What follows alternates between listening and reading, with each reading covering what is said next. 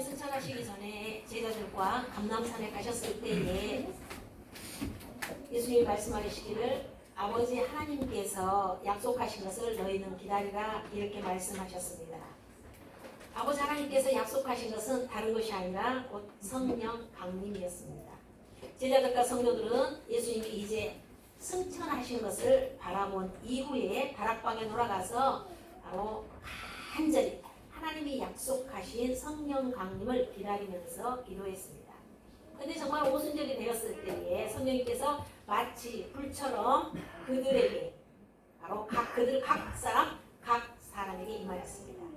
이것을 사도행전 2장 1절 이하에 보면 이렇게 기록되어 있습니다. 오순절 날이 이미 이름에 그들이 다 같이 한 곳에 모였더니 우연히 하늘로부터 급하고 강한 바람 같은 소리가 있어 그들이 앉은 온 집에 가득하며 마치 불의 혀처럼 갈라지는 것들이 그들에게 보여 각 사람 위에 하나씩 임하여 있더니 그들이 다 성령으로 충만함을 받고 성령이 말하게 하심을 따라 다른 언어로 말을 하기를 시작하니라 이렇게 기록합니다.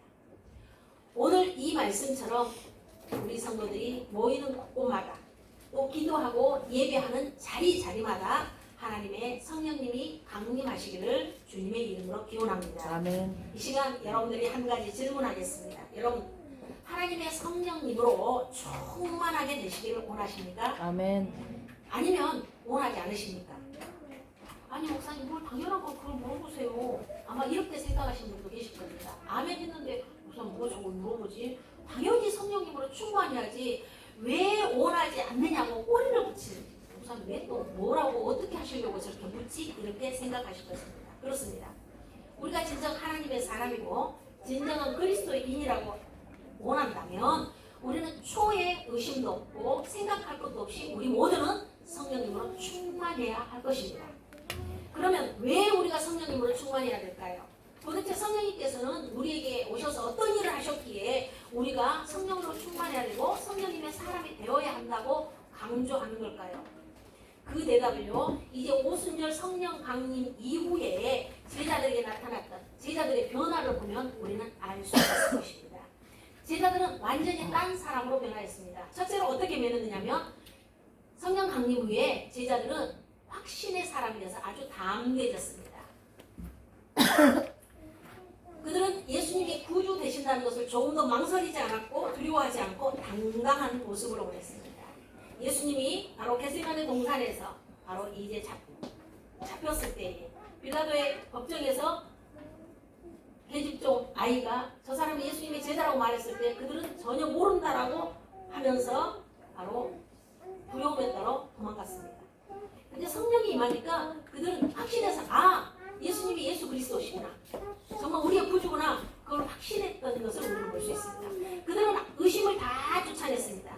예수님만이 진정으로 자기의 구주이고 온 세상을 건질 분이라는 것을 확신하게 되어서 그래 내가 이걸 믿어 라고 하니까 담대함이 생긴 것입니다. 두 번째로 제자들에게 나타난 것은 이렇게 확신과 담대함이 생긴 이 사람들은 이 예수님이 자기들의 구주가 되신 것을 분명하게 깨닫고 나니까 그 사실을 사람들에게 전하는 전도의 사람입니다. 여러분 우리가 그러잖아요. 어떤 그릇 하나를 써봐도 그게 확실하게 너무 좋다. 확신이 생기면 다른 사람에게 전합니까? 전하지 않습니까? 전하는 것과 마찬가지입니다. 예수님이 자기들의 구주가 된다는 것을 확신하니까 오순절에 많이 모여있던 그 수많은 사람들 앞에 나가서 예수님의 십자가에 대해서 부활에 대해서 그리고 자신이 그 모든 일의 증인이라고 당당하게 선포하는 것을 볼 수 있습니다. 예수님께서 오직 성령이 너희에게 임하시면 너희가 권능을 받고 땅끝까지는 내 증인이 될 거다. 이렇게 말씀하신 사도행전 1장의 8절의 말씀처럼 그들은 정말 성령님 안에서 증인이 되어 예수 그리스도의 복음을 선포하게 된 것입니다. 성령님께서는 제자들 한 사람 그들이 모여서 구성된 주님의 교회를 증언하는 사람 바로 증언하는 바로 공동체가 되도록 만드신 것입니다. 이처럼 성령님이 우리와 함께 계시면 우리 교회가 여러분 한 사람 한 사람이 증인이 될 것이고 증언의 공동체가 될 것입니다. 아직도 예수님은 구주인가? 여러분 이런 의심이 들고 또 어떤 그것이 확실히 믿어지지 못한다고 한다면 또 예수님이 구주라는 것을 선포한다는 것이 좀 두려운 마음이 든다고 한다면 그 사람은 교인일 수는 있습니다. 그러나 온전한 그리스도인이라 이렇게 말할 수는 없을 것입니다. 여러분이 어떤 삶의 환경 속에서도 여러분이 어디에 계시든지 간에 바로 거기서 예수님이 나의 구주시다라고 고백할 수 있기를 주님의 이름으로 부탁드립니다. 아멘. 바로 성령 강림의 제자들이 이렇게 변했습니다. 세 번째로 제자들에게 나타난 것은 어떤 거냐? 성령 강림 후에 제자들에게 어떤 변화가 있었냐면 다양한 은사들을 받습니다. 다양한. 어떤 은사를 받느냐? 첫 번째로 방언의 은사를 받습니다. 오순절에 많은 사람들이 몰려왔다라고 그렇게 말했습니다. 모든 사람이 다 각자의 자기 언어를 말합니다. 우리처럼 뭐 전라도, 경상도 이게 아니라 지역이 다릅니다. 일본 사람, 미국 사람 이러듯이 각자 자기들의 언어를 가지고 북적대고 말합니다. 그런데 예수님의 제자들이 이렇게 복음을 전할 때에 놀라운 일이 벌어집니다. 서로 다른 언어들을 사용하고 있는 사람임에도 불구하고 제자들이 예수님이 구주됨을 선포하고 예수님의 십자가, 예수님의 부활에 대해서 선포했을 때 사람들이 다 자기의 귀에 들린 것입니다. 이것이 바로 방언입니다. 이 놀라운 일에 대해서는 사도행전 2장 6절에서 11절에 쭉 기록되어 있는 것을 볼 수 있습니다. 이 소리가 나매 큰 무리가 모여 각각 자기의 방언으로 제자들이 말하는 것을 듣고 소동하여 다 놀라 신기하게 여겨 이르되 보라 이 말하는 사람의 말이 다 갈릴리 사람 아니냐? 저 사람은 갈릴리 사람이니까 자기 말을 하는데 왜 내 귀에 내가 사용하는 언어가 들리지? 라고 생각하는 것입니다. 그러면서 8절에 우리 각 사람이 난 방언으로 듣게 되는 것이 어찌냐? 저 말이 왜 들리냐는 거야. 우리는 어디에 사냐? 바벨인이고 메대인이고 아라비아인이고 11절에도 여러분 10절에도 보세요. 10절에도 보세요. 우리는 부르기아 사람이고 밤빌리아 사람이고 이런 데서 다 흩어져 있는 사람들이라는 거예요. 11절에도 마찬가지입니다. 그레네인과 아라비아인들이라. 그런데 제자들이 말하는 저 복음이 각 언어로 하나님의 큰 일을 말하는 것이 자기에게 들린다 이렇게 지금 말하고 있는 것입니다. 사람들이 깜짝 놀랐어요. 그 말을 다 알아듣는 것입니다. 어떻게? 바로 화해와 진리의 영이신 성령님께서 말하는 사람의 입에 듣는 사람들의 귀에 역사하셔서 그 영적 지혜가 다 소통하게 된 것입니다. 이렇게 방언의 은사가 나타났습니다. 두 번째 나타난 것은 뭐냐? 바로 신유의 은사입니다. 사도행전 3장에 베드로와 요한이 성전에 기도하러 갔습니다. 그런데 그때 태어나서 한 번도 일어나 본 적이 없는 사람이 안진뱅이 장애인이 성전 문 앞에 있습니다. 구걸을 하고 있습니다. 그런데 성령께서 역사하시니까 베드로와 요한이 예수의 이름으로 일어나 걸어라 외치니까 그 안진뱅이가 평소에 한 번도 태어나서 일어나 보지 못한 사람이 벌떡 일어나는 일이 생깁니다. 그러니 온 사람들이 그걸 보고 다 놀랍니다. 아니 그런 일은 예수님이나 하는 줄 알았다고 생각했는데 바로 제자들이 그 일을 한 겁니다. 그런데 보세요. 예수님께서 이미 최후의 만찬을 잡수시면서 이렇게 말씀합니다. 내가 했던 그 일을 너희도 할 것이다. 이렇게 예언하신 거예요. 그것이 요한복음 14장 12절에 이렇게 내가 진실로 너희에게 이르노니 나를 믿는 자는 예수님을 믿는 사람은 내가 하는 일도 그도 할 것이다. 예수님이 하는 일을 그도 할 거라는 것입니다. 또한 그보다 어쩐다고요? 더 큰 일도 하리니 이는 내가 아버지께로 가미라 이렇게 말씀합니다.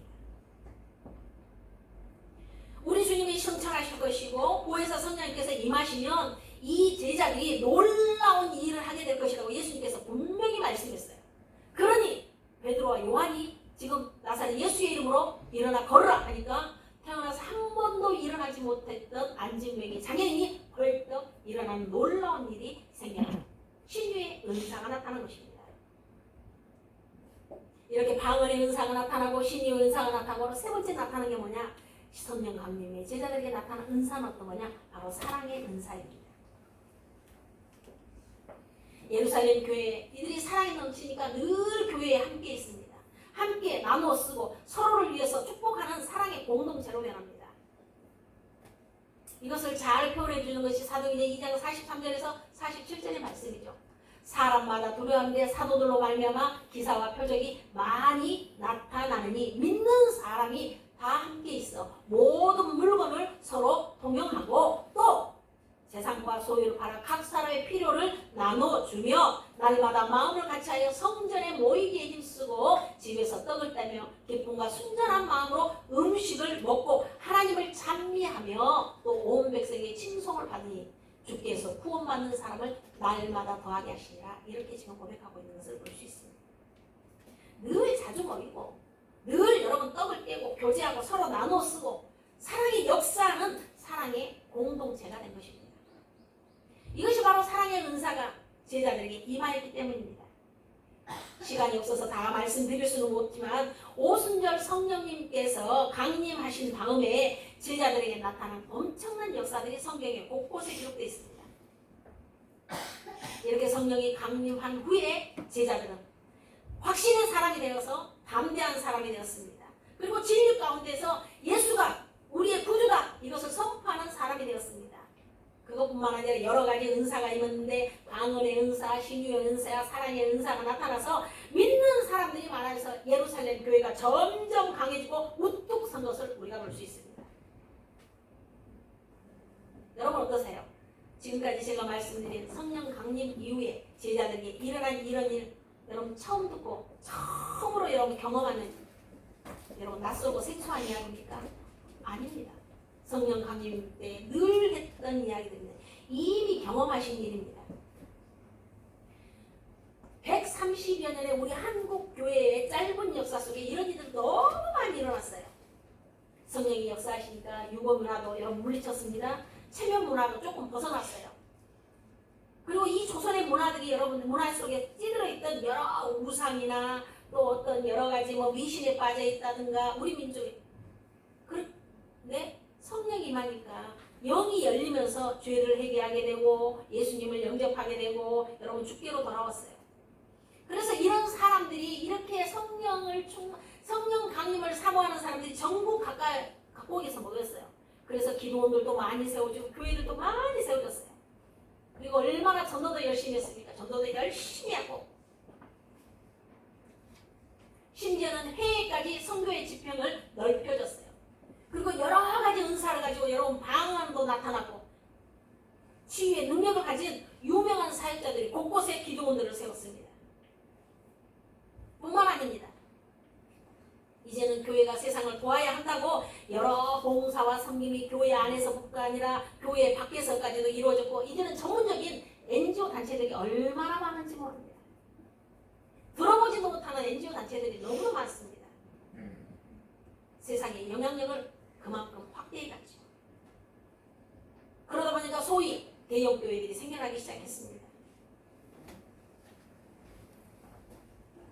이제 여기까지 우리가 생각해보고 다시 질문을 드려보고자 합니다.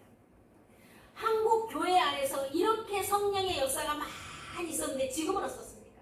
지금은 우리 한국 교회와 성도들은 여러분 거룩해졌습니까? 주님을 더 사랑하게 되었습니까?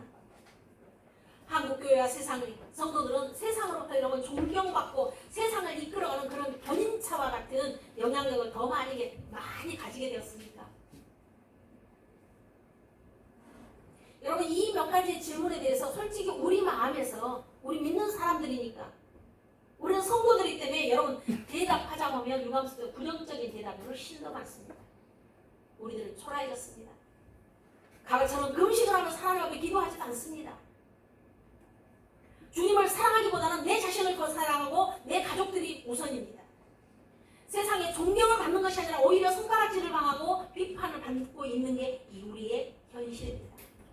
아니 그러면 하나님의 성령님의 역사가 바로 우리 중에 역사하시고 지금까지 그 성령의 강림에 대한 일들이 우리 안에 많이 일어나고 있어서 우리는 성교의 지평을 넓히고 얼마나 많은 전도를 하고 이렇게 되었음에도 불구하고 왜 이렇게 세상으로부터 지탄받고 비판을 받고 우리 자신이 이렇게 초라해졌을까요? 이건 여러분 따져봐야 되지 않겠습니까? 그 이유는 다른 게 아닙니다. 성령 충만 앞에 나타났을 이 일에 대해서 우리는 앞면만 보았을 뿐 성령 충만의 그 뒷면을 전혀 알려고 생각하지 않았습니다. 성령님이 충만한 것의 앞면은 여러분 무엇일까요? 그것은 믿음, 확신, 담대함, 그리고 좀 전에 말씀드린 능력, 기적, 은사, 여러분 이런 것들입니다. 그러다 보니까 그런 것들이 일어나는 앞면을 통해서 막 부흥했습니다. 그리고 축복했습니다. 뭔가 성공한 것 같은. 그래서 우리의 마음이 뜨거워져서 나도 저 은사를 사모하고 나도 저거를 해야 되겠다라는 생각이 바로 성령 충만의 앞면입니다. 우리 한국 교회가 그래서 거기로 얼마나 많이 달려갔습니까? 은사가 있고 능력이 있는 어느 유명한 여러분 사역자가 집회를 한다면요, 그 집회 자리에 여러분 따라갔습니다. 밤이고 저녁에 밤이고 낮이고 여러분 다녔어요. 그런 일이 있는가 하면 여러분 기도원에 가서 여러분 사람들이 줄을 서서 안수기도를 받으려고 합니다. 그렇게 했어요. 그리고 내 기도가 응답되었다고, 내가 불을 받았다고, 내가 복을 받았다고 말하기도 하고 헌금도 아낌없이 드렸습니다. 그러니까 그 헌금으로 더 큰 기도원, 더 시스템이 잘 되어 있는 교회들을 짓기도 시작했습니다. 그것을 가르쳐서 우리 사람들이 그게 부흥했다 이렇게 말합니다. 그러다 보니까 한국교회 많은 성도들은 성령님으로 충만해서 자기의 소원이 성취되고 병든 것이 다 고침을 받고 그러면 뭔가 되는 것 같은 이런 것을 위해서 다 따라다녔고, 심지어는 내가 성령 충만하니까 신학교에 가서 바로 내가 저 목사님처럼 나도 성공하는 사역자가 되리라 결단하는 사람들이 쏟아져 나오기 시작했습니다. 이게 사실입니다. 우리는 다 성령님으로 충만하면 성공한다고 생각했습니다. 그리고 우리가 신앙이 좋다라고 생각했고 그것이 축복이라고 해석해왔습니다. 그러나 여러분 아십시오. 이것은요 성령의 앞면일 뿐입니다. 여러분 동전이 앞뒤가 있는 것처럼 성령의 충만함이 앞면이라고, 성령 충만에 우리가 앞면을 봤다면 50%의 뒷면이 있습니다. 성령 충만함의 뒷면은 어떤 걸까요? 정말 우리에게 생소하고 우리가 잘 모르는 도대체 그 뒷면에는 뭐가 숨겨져 있는 걸까요? 그것을 오늘 본문에서 찾아보자는 것입니다.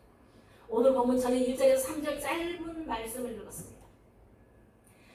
오늘 본문에서 등장한 안디옥 교회. 안디옥 교회에서는 여러분 예루살렘 교회 스테반 집사님이 순교한 다음에 여러분 핍박이 크게 일어납니다. 이렇게 예루살렘 성도들이 다 뿔뿔이 흩어졌어요. 근데 뿔뿔이 흩어지면서도 그들은 가는 곳곳마다 예수 그리스도의 복음을 전합니다. 복음을 전하다 보니까 그 막 복음을 들은 사람들이 그 지역에서 믿는 사람들이 생겨납니다. 그러다 보니까 믿는 사람들이 생겨나고, 아 우리가 이렇게 신앙생활을 잘하면 우리가 공동체를 만들어야 되지 않겠느냐, 이렇게 해서 생겨난 교회가 안디옥 교회입니다. 그래서 안디옥에도 예수님을 믿는 사람들이 생겼더라, 이 소식이 예루살렘까지 전해집니다. 그러니까 예루살렘 교회에서 듣기를, 아 그러면 교회가 생겼으면 지도자를 보내야 되지 않을까라고 생각을 해서 바나바를 안디옥 교회로 보냅니다. 네가 가서 연약한 성도들을 바로 돌아보게 해라. 그리고 세례가 무엇인지, 할례가 무엇인지 그런 교리적인 것을 가르쳐라고 바나바를 보냅니다. 바나바가 안디옥에 왔습니다. 그리고 5가지 올라가서 예수님을 만났지만 바로 사역지를 찾지 못하고 돌아가서 기도하고 있던 거기에서 누구를 만나냐면 사울을 만납니다. 사울이 다메섹 전상에서 예수님을 만나고 이제 돌아갔죠. 그러고 나서 거기서 기도하고 있었어요. 기도하고 있었을 때에 이 바나바를 만난 것입니다. 이 사람이 나중에 바울이 되죠. 그를 데려다가 안디옥 교회에서 나랑 같이 사역하자 이렇게 한 것입니다. 그런데 이렇게 바나바와 사울, 아직 바울이 됐죠. 바울이 안디옥 교회에서 사역을 하다 보니까 교회가 확 커지기 시작한 거예요. 왜냐하면 교리적으로 단단하게 잘 가르쳤고 훈련을 시키니까 예루살렘 교회에 못지않은 영적인 새로운 중심지가 된 거예요. 이 안디옥 교회가. 그러다 보니까 이들이 좀 전에 말씀드린 것처럼 자기의 교회가 든든히 서가지가 이들은 세계의 선교를 책임질 교회가 됩니다. 점점 늘어납니다.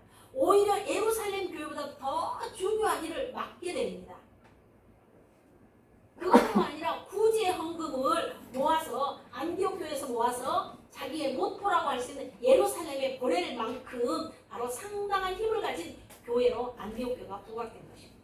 그러다 보니까 오늘의 본문의 이야기가 바로 전개되는 거죠. 성령님께서 그들에게 명령하십니다. 뭐라고 명령하세요?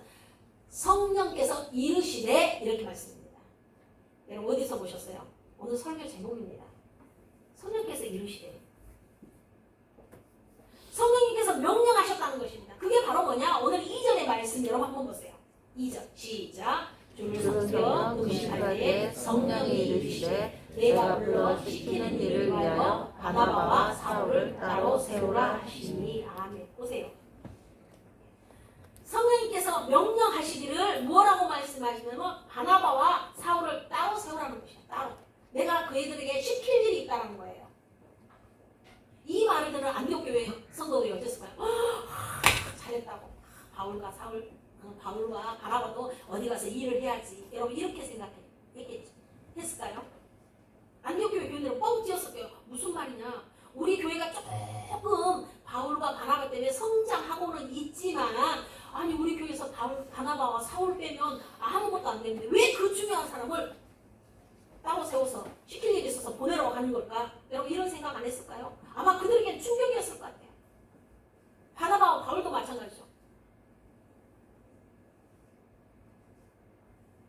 자기들이 이제 안디옥 교회에서 이렇게 조금 뿌리를 내려서 이들에게 교인들을 성도들로 교육하고 있는데 지금은 때가 아닌 것 같은데 이 교회를 조금만 더 단단하게 세웠으면 좋을 건데 왜 우리를 보내려고 하지? 아마 이런 생각은 안 했을까요? 그러게 여러분 생각해야 됩니다. 여러분 성령님께서는요 우리를 당하게 만드시기가 참 많습니다. 우리를 놀라게 하시는 일이 많아요. 나는 가고 싶지 않은데 내 마음에 감동을 줍니다. 나는 호주머니에 아무것도 없는데 저 사람을 도우라고 하는 감동을 줘요. 하고 싶지 않은데 하라고 하실 때가 많은 분이 바로 성령이라는 것을 여러분 우리 마음에 새겨야 돼요. 난 가기 싫어. 난 저 사람 만나기 싫어. 그럼에도 불구하고 성령님께서 내 마음을 촉구하는 거예요.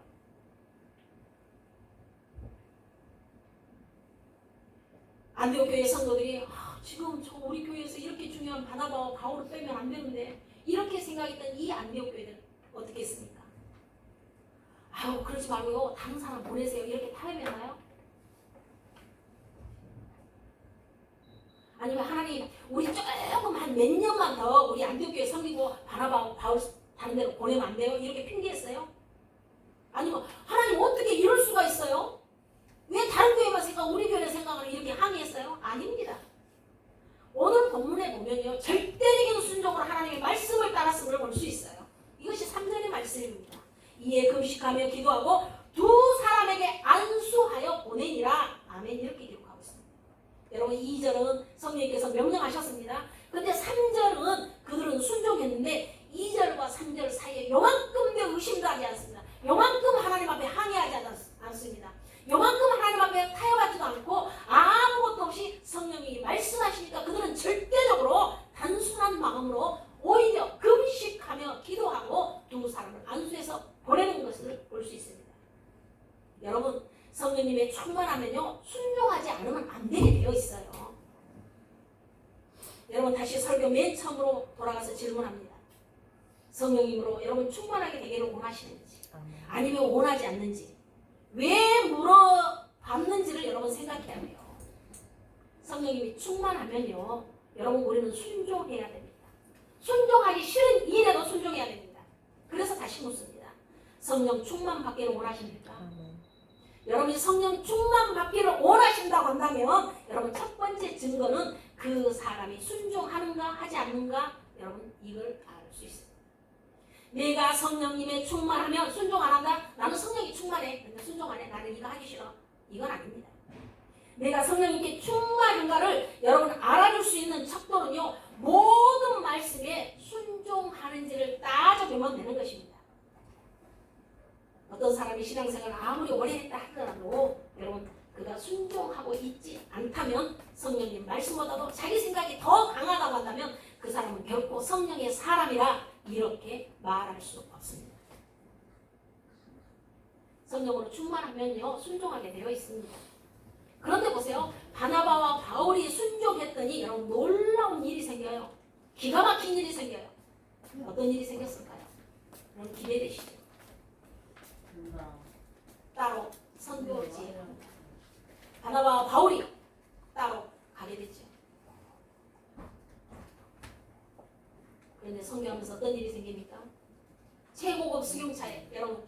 최고급 대접 받습니까? 아니요. 노숙합니다.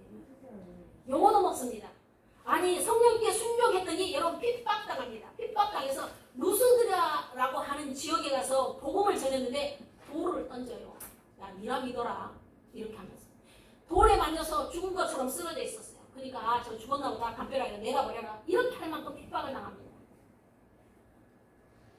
여러분 사울이 가는 그 수십 년 동안에 얼마나 고난이 이어지는지 여러분 우리가 사도행전을 통해서 너무도 잘 알고 있습니다. 결국 순종해서 가다 보니까 가다가 나중에 로마에 가서 순교당하는 것을 우리가 볼 수 있습니다. 아니 여러분 순종했으니까 복을 받고 잘 되고 형통해야 되는데 이건 어떻게 돼요? 죽은 겁니다. 여러분 성령 충만하면 죽기도 하는구나. 이것이 바로 여러분 성령 충만의 뒷면입니다. 여러분 성경 말씀을 보세요. 하나님의 영에 붙들려서요 죽은 사람이 얼마나 많은지 아십니까? 구약에서 한 사람만 예를 드리면요 대제사장 여호야다의 아들 스가랴입니다. 역대하 24장 20절에서 21절에 있는 말씀 보면 이에 하나님의 영이 제사장인 여호야다 아들 스가랴를 감동시키매 그가 백성 앞에 높이 서서 그들에게 이르되 하나님이 이같이 말씀하시기를 너희가 어찌하여 여호와의 명령을 거역하며 스스로 형통하지 못하게 하느냐 하셨나니 너희가 여호와를 버렸으므로 여호와께서도 너희를 버리셨느니라 하니. 그러니까 어떻게 해요? 여호야다가 이렇게 말해요. 너희가 왜 하나님을 버리냐? 이렇게 말해요. 그러니까 무리가 함께 대하여 뭐라고 합니까? 속박도 하는 거죠. 야, 저 여호야다는 저 스가랴가 저희 엉뚱한 소리 한다. 우리 귀에 거슬리는 말을 해. 그러니까 우리 죽여버리자. 왕의 명령을 따라서 그를 여호와 전 앞에서 돌로 쳐 죽였더라. 이렇게 기록하고 있습니다. 성령의 사람이 되지 않으면 성령이 충만하지 않으면 죽지 않았을 사람이 성령님께 사로잡혔더니 여러분 지금 죽은 거예요. 스가랴가 돌에 맞았어요. 여러분 신학에서 한 사람 예를 들면 사도행전 7장에 나오는 스데반 집사입니다. 스데반 집사님은요 성령과 지혜가 충만한 사람이었어요. 그래서 7 집사 중에 한 사람이 된 사람입니다. 그분을 개인적으로 설명하는 말씀이 사도행전 6장 7절에 보면 이렇게 기록하고 있습니다. 스데반이 은혜와 권능이 충만하여 큰 기사와 표적을 민간에 행하니 이렇게 기록합니다. 대단히 성령이 충만한 사람, 성령의 사람이었어요. 성령이 충만하니까 그 은혜와 권능이 넘치니까 산헤드린 공의 앞에서 설교를 합니다. 오직 예수 그리스도만이 우리의 메시아다. 이렇게 합니다. 결국 거기에서 설교하고 나서 어떻게 하냐 돌에 맞아 순교합니다. 그렇기 때문에 여러분 정말 성령 충만하기를 여러분 원하시는지 여러분 다시 물어요. 여러분 나는 성령 충만했으면 좋겠다. 우리 쉽게 이야기합니다. 왜냐하면 성령으로 충만하면 죽기도 하기 때문에 이것이 바로 성령 충만의 뒷면입니다. 저는 우리 성도들이 어떻게 되기를 원하는 목사일까요? 저는 성령으로 충만해서 죽을지도 모르지만 그래도 우리 성도들이 성령으로 충만하기를 원합니다. 그래도 성령의 사람이 되기를 우리 모두는 기대해봅니다. 왜냐하면 성령님이 충만해야지만이 내 뜻이 아닌 하나님의 뜻을 이룰 수 있기 때문이고 그럴 때 진짜 그리스도인이 되는 것이고 그때 나타나는 것은 성령 충만의 앞면만이 아니라 바로 뒷면의 역사가 다 나타나는 이것이 바로 참된 부흥이기 때문입니다. 이것을 위해서 우리는 이제 어떻게 해야 되겠습니까? 지금까지 한국교회는 반쪽짜리였습니다. 앞면만 있고 뒷면이 없었습니다. 그래서 오늘날 많은 교회와 많은 사역자들의 모습이 얼마나 문제가 많았습니까? 앞면만 있고 뒷면이 없었기 때문입니다. 동전도 재구실을 하려면요 앞뒤가 온전해야지만 동전의 가치를 가질 수 있는 것처럼 하나님의 교회와 성도들이 재구실을 하는 능력의 사람이 되려고 한다면 성령 충만의 앞면 은사도 가져야 되고 여러분 우리 모두가 바로 담대함도 가져야 되고 확신도 가져야 되지만 여러분 우리는 성령의 충만의 뒷면도 가져서 내가 죽으면 죽으리라고 하는 그런 각오와 결단이 있어야 됩니다. 이 자리에 참여한 우리 모든 성도들이 바로 뒷면이 다 갖추어진 진정한 성령님의 사람이 되기를 주님의 이름으로 축원합니다. 아멘. 지금 이 코로나 시대, 이 코로나 이후에 일어나는 모든 일들이 여러분 성령이 충만한 사람이 되는데 앞면만 가져서는 결코 안 된다는 것입니다. 우리 흔들릴 수밖에 없습니다.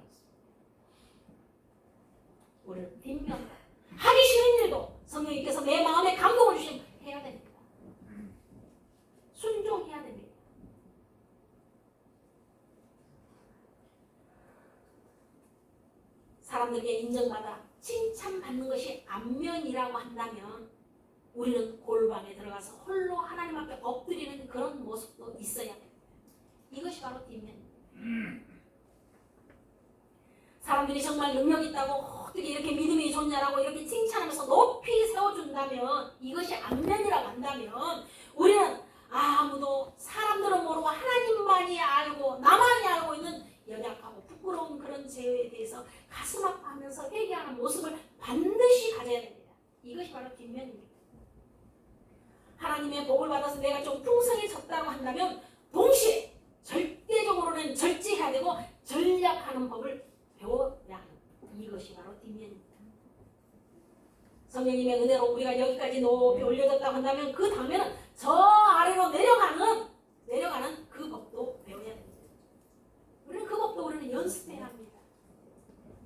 성령님께서 나를 세워줘서 우리가 감사하고 있다고 한다면 우리는 하나도 남김없이 다 비울 준비도 여러분 하고 살아야 됩니다. 성령님으로 우리가 지금까지 살아왔다고 한다면 우리는 성령님으로 인하여 죽을 수 있는 준비도 하고 살아야겠다는 것입니다. 이런 것이 다 이루어지고 갖춰질 때 성령 충만의 앞, 뒷면이 여러분 온전히 갖추는 사람이 됩니다. 사랑하는 여러분, 우리 모두 이렇게 되도록 힘쓰시다. 이렇게 할 수 있게 해달라고 여러분 기도합시다. 하나님 방언의 은사를 주세요. 신유의 은사를 주세요. 사랑의 은사를 주세요만이 아니라 하나님, 내가 하나님의 사람이라면 이제 주님을 위해서 죽을 수도 있고 주님을 위해서 내 모든 것을 다 내올 수 있다라고 주님 앞에 고백할 수 있는 성령 충만의 뒷면을 가질 때 이것이 진짜 부흥이 되는 것이고, 그렇게 될 때에 우리 모두는 진정한 그리스도인이 될 것입니다. 그런 성도들이 모여 있을 때에 우리 교회는 성령으로 충만한 교회의 공동체가 될 것입니다. 우리 개인이나 우리 교회가 정말 반쪽짜리 그런 싸구려 교회나 바로 교회가 되지 말고 죽을 수도 있다라는 것, 죽음을 준비할 수 있는 그 뒷면으로 해서 정말 성령 충만의 그 뒷면으로 인해서 우리 모두가 온전한 성령 충만을 이루시게 되기를 주님의 이름으로 부탁드립니다. 아멘. 우리는 너무 편리주의, 너무 이기적으로 우리는 빠졌습니다. 그러나 주님께서 원하시는 성령 충만의 뒷면은 그게 아니라는 사실을 우리 모두 기억하셨습니다. 이 성령 강림주일에 내가 진정으로 성령 충만하게 원하신다면 앞면만이 아니라 뒷면에 그 고통도 감내할 수 있는 저와 여러분이 되기를 주님의 이름으로 부탁드립니다. 아멘.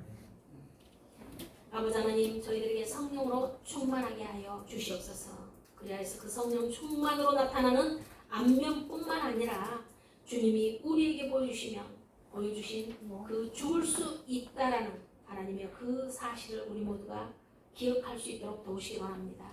그리하여서 성령 충만의 앞뒷면을 우리가 온전히 이루어가서 믿음의 선배들이 걸어가신 그 길을 저희들도 걸어감으로 인하여서 온전한 성령 충만한 사람들이 되게 하여 주시옵소서. 온전한 부흥을 이룰 수 있도록 도와 주시옵소서. 예수 그리스도 이름으로 기도드립니다. 아멘.